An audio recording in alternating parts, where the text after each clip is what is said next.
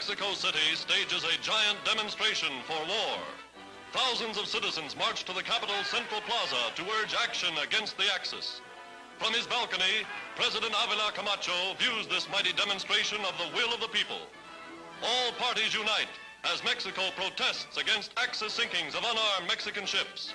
Flags of the United Nations wave in the square as survivors of the first torpedoed vessel salute their dead comrades.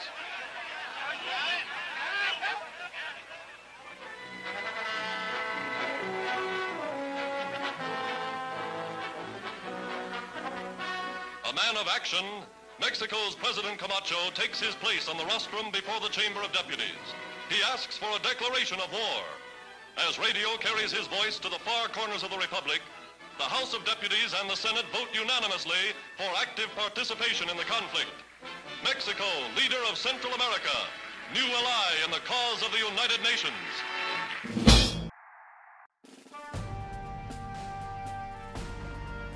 El 13 de mayo de 1942, a las 2355 horas, el mar frente a las costas de Florida se estremeció cuando el torpedo de un submarino alemán impactó en el buque petrolero mexicano Potrero del Llano. El gigante de acero desapareció en las profundidades del Golfo de México, arrastrando consigo a 13 miembros de la tripulación. Este acontecimiento no solo removió el mar, sino también las entrañas de la nación mexicana, que hasta aquel momento había logrado mantener su neutralidad en la Segunda Guerra Mundial. Solo 7 días más tarde, a su regreso de un viaje a Estados Unidos, el buque petrolero Faja de Oro fue torpedeado y destruido por un submarino alemán. Esta vez, 9 marineros perdieron la vida a manos de los nazis. En los últimos días de mayo de 1945, un escuadrón de valientes pilotos en sus P-47 Thunderbolt descendió sobre un convoy militar japonés como una lluvia de fuego. Más arriba, varios pilotos estadounidenses albergaban dudas sobre estos novatos, que se estrenarían en la liberación de Filipinas y aparte, eran mexicanos. En su corpulento y rápido P-47 Thunderbolt, el teniente Reinaldo Pérez Gallardo se abalanzó sobre el convoy, volcando rondas y rondas de calibre .50 sobre los camiones japoneses, en un ataque de solo baja altura que aún así consiguió hacer bastante daño.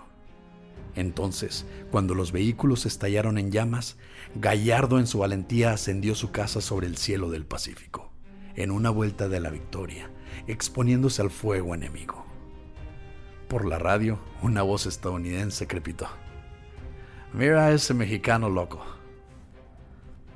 Haya sido loco o no, este nuevo grupo de combatientes, unos 30 pilotos de una fuerza de 300 del Escuadrón 201 de la Fuerza Aérea Expedicionaria Mexicana, apodado como las Águilas Aztecas, ahora estaban en la lucha para liberar al pueblo filipino. El 201 no tuvo un efecto importante en el resultado general de la Gran Guerra en el Pacífico hace 75 años. Pero al final del conflicto, estos valientes hombres fueron aclamados por su valentía y letalidad en sus máquinas, amados tanto por los filipinos como por los estadounidenses debido a su ferocidad. Y su participación junto con los estadounidenses ayudó a mejorar las relaciones entre México y Estados Unidos después de esta horrible guerra. Además de Brasil, que envió tropas para pelear en Italia, México fue la única nación latinoamericana que luchó activamente contra el eje, específicamente el Imperio japonés. Una decisión cuidadosamente tomada por el presidente mexicano Manuel Ávila Camacho, el mismo un antiguo soldado mexicano. Al principio, hubo una gran simpatía por la Alemania nazi entre los intelectuales mexicanos, y Ávila Camacho era reacio a ponerse del lado de Estados Unidos, enemigo perpetuo de su nación con sus reiteradas invasiones e incursiones dentro de nuestra tierra. Después de todo, el mismo general Douglas MacArthur había participado en la toma estadounidense del puerto de Veracruz en el año de 1914. Pero el 14 de mayo de 1942, un petrolero mexicano frente a las costas de Florida fue interceptado por un submarino alemán que lanzó un torpedo contra el barco, derramando 6,000 toneladas de petróleo y matando al menos a 13 de los 35 tripulantes. Una semana después, los alemanes atacaron otro petrolero y mataron al menos a 7 marineros mexicanos. Esto había sido suficiente. El 28 de mayo de 1942 se escuchó por la radio al presidente Ávila Camacho declarar la guerra a las potencias del eje. Sin embargo, en secreto, México estaba convencido de que su enemigo más mortal no estaba en el corazón de Europa, sino en el Océano Pacífico, Japón. El ejército mexicano interceptó un plan japonés para invadir Estados Unidos a través del Mar de Cortés, en la costa del Pacífico. Las tropas aterrizarían en el estado de Sonora y conducirían hacia el norte en dirección al vulnerable sureste de los Estados Unidos. El gobierno mexicano forzó a gran parte de la población japonesa a reubicarse en áreas designadas, y algunos incluso fueron a campos de detención.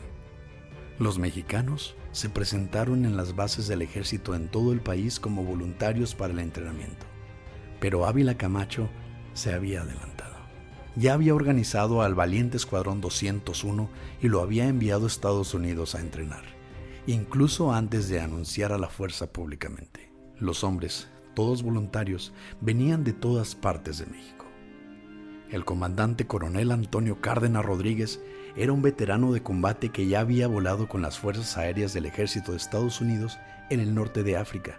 Aún así, algunos estadounidenses no sentían que Rodríguez fuese lo suficientemente proestadounidense e intentaron, pero sin éxito, que lo reemplazaran. De camino a la guerra, los hombres del Escuadrón 201 se detuvieron primero en San Antonio, Texas, donde recibieron entrenamiento de las pilotas del Servicio de la Fuerza Aérea de Mujeres. Luego fueron enviados al norte de Texas y de ahí fueron enviados a Idaho, a entrenar en el avión que los llevaría a la guerra. El conocido como Republic P-47 Thunderbolt, diseñado como un caza, era también conocido como un tanque volador, capaz de dar soporte aéreo desde cerca, lanzando bombas de más de 220 kilos y descargando sus cañones de calibre .50 con una ferocidad abrumadora. La armadura reforzada por la parte inferior también hacía que el avión fuera capaz de sufrir tantos daños como dispensarlos. A Gallardo le encantaba llegar al límite con su gran avión de combate. Cuando el escuadrón fue a Greenville, en el norte de Texas, salió de formación en su Thunderbolt y zumbó sobre la ciudad, y voló justo encima de la misma calle principal del pueblo. Al aterrizar, fue arrestado y enviado a trabajo de escritorio. Estaba muy triste, dijo después de un recuento de historia oral para la Universidad de Texas en Austin. Pero sabía que volvería a volar un día. Y lo hice. Fue restablecido en breve, a tiempo de concluir su entrenamiento en Texas e ir al entrenamiento avanzado con el resto de la unidad. Lejos de casa, los mexicanos experimentaron algo que nunca habían conocido: discriminación durante el entrenamiento. El dueño de un restaurante se rehusaba a atenderlos, a pesar de sus uniformes, porque eran mexicanos. Muchos en el escuadrón sospechaban que los estadounidenses dudaban de sus habilidades como combatientes. Mientras tanto, la contraofensiva estadounidense comenzó a dar frutos, aunque a un costo humano asombroso. La batalla del Mar de Coral obstaculizó a la armada japonesa. La batalla de Midway destruyó sus preciados portaaviones.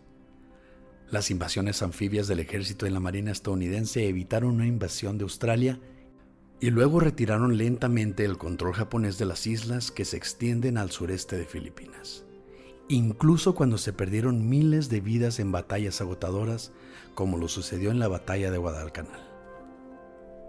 Al fin, el premio quedó a la vista: Filipinas y las islas periféricas como Guam y Tinian. A partir de ahí, los aliados volverían a estar dentro del alcance para bombardear las principales islas japonesas y después invadirlas. Entonces, MacArthur regresó y la principal fuerza de invasión estadounidense aterrizó en la isla filipina de Luzón el 9 de enero de 1945, entablando una lucha campal contra los japoneses. Al llegar a Filipinas, a bordo del USS Fairlile, el 30 de abril de 1945, el Escuadrón 201 fue asignado a la Quinta Fuerza Aérea de Estados Unidos. El 201 entró en acción por su cuenta cerca de Vigan, donde los japoneses estaban atrincherados y la única manera de sacarlos era volar cerca de la cordillera, ejecutando peligrosos bombardeos en picada. Los mexicanos cumplieron con el trabajo, para asombro de los estadounidenses, que los apodaron Narices Blancas por la pintura en sus cubiertas. Los pilotos habían volado tan cerca de los japoneses que uno de los primeros aviones recibió 2 impactos en las alas, según Vázquez. Fue el 1 de junio de 1945 que el 201 planificó un ataque a un depósito de municiones japonés. Debido a 3 altos acantilados y a las baterías antiaéreas, tendrían que ir en picada desde grandes alturas y entonces intentar elevar y sacar sus pesados aviones. Los estadounidenses consideraban esto un suicidio. Los mexicanos nunca habían bombardeado en picada en combate. Fueron 4 pilotos que despegaron. Carlos Garduño Núñez explicó después: Fausto venía detrás de mí, pegado prácticamente. Primero yo solté mis bombas y salí inmediatamente rasurando el mar. Subiendo rápido, recuerda. Vino el blackout y cuando recuperé la visión y mi avión iba subiendo, volteé a ver si Fausto me seguía. Pero era otro avión. Le dieron a Cachito, crujió la radio. Cachito era el apodo del piloto más joven del escuadrón, el teniente segundo Fausto Vega Santander, quien era de Veracruz y solo tenía 22 años en esta época. Varios relatos describen que fue alcanzado por fuego japonés o que perdió el control. Su poderoso P-47 se sacudió 2 veces hacia la derecha y luego dio un tumbo hacia el Pacífico a 560 kilómetros por hora. El 201 continuó el ataque de posiciones japoneses día tras día hasta junio. A medida que comenzaba la temporada de lluvias, el 201 entró en combate para atacar a la infantería japonesa y los cañones antiaéreos restantes en el norte de Luzón y el valle de Mariquina, al este de Manila. Las pérdidas del escuadrón aumentaron en julio. MacArthur entonces ordenó a sus fuerzas que dirigieran su atención hacia el norte, el territorio japonés de Formosa, ahora Taiwán. La batalla por Filipinas había terminado a un costo de 13,000 vidas aliadas y más de 300,000 vidas japonesas. Ahora, la batalla sería llevada directamente a la puerta del enemigo. Los mexicanos restantes volaron peligrosas misiones de 6 horas a ras de las olas, sobre nada más que océano abierto, para atacar a los japoneses en Formosa con bombas de media tonelada. Vimos aviones de Japón más frecuentemente en ese viaje de 1,000 kilómetros que nunca antes, dijo Miguel Moreno Arreola en una entrevista en el 2003. Pero ellos no querían pelear con nosotros, porque sabían que nuestros P-47 eran mejores que sus Mitsubishis. Podíamos volar más alto y más rápido.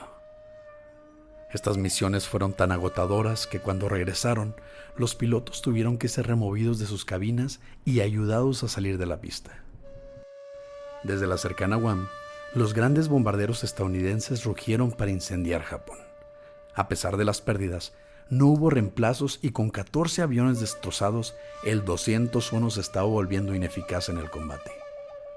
Tantos de sus pilotos fueron asesinados y aviones destruidos que el 201 fue dejado en Filipinas cuando los combatientes estadounidenses se trasladaron a Okinawa.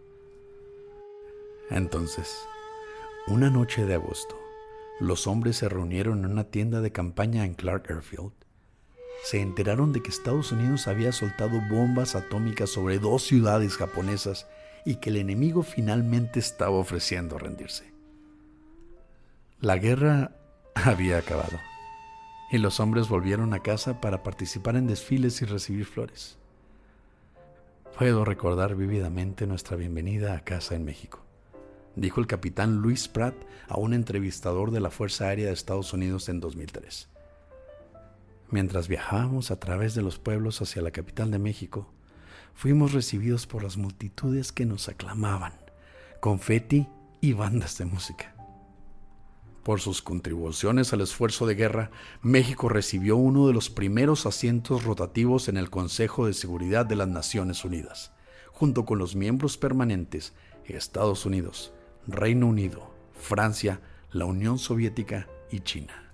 Las relaciones entre Estados Unidos y México se descongelaron permanentemente. El ejército mexicano recibió ayuda financiera de Estados Unidos.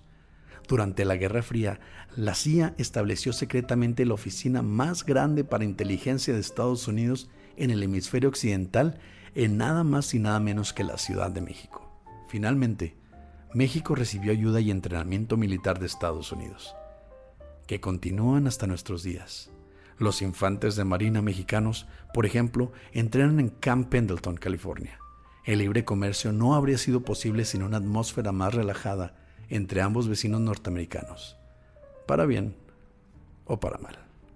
El general Henry R. Lee Arnold dijo en 1945 que el Escuadrón 201 puso fuera de combate a nada más y nada menos que 30,000 soldados japoneses. Al registrar 2,000 horas de salidas a combate, la unidad arrojó 1,457 bombas sobre los japoneses. El 9 de febrero, la unidad fue conmemorada en un monumento en la Ciudad de México, y cada año se les recuerda como tales.